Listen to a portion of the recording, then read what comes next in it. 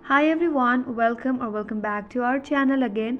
This is me Kate here and I'm back with new tutorial video. And on today's video I'm going to show you how to hide your WhatsApp DP. So without any further ado, let's get started with this video. First of all, on your mobile device, launch the WhatsApp application. After that, make sure that you're logged into your account, and once you land on this chat page, now head over to the upper right corner and tap on three dot icon. From this drop down menu, tap on settings. That will take you to your settings page. Here again, tap on privacy, and under this page tap on profile photo. From there you can either customize the people to whom you wanna hide your DP from.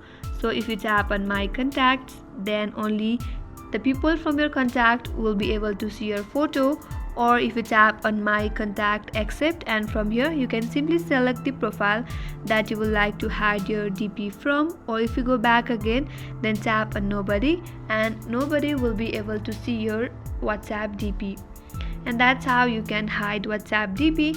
I hope this video helped you. If you are new to our channel, make sure to subscribe, like, comment and hit the notification bell icon for more upcoming tutorials. Thanks for watching. I will see you on next video.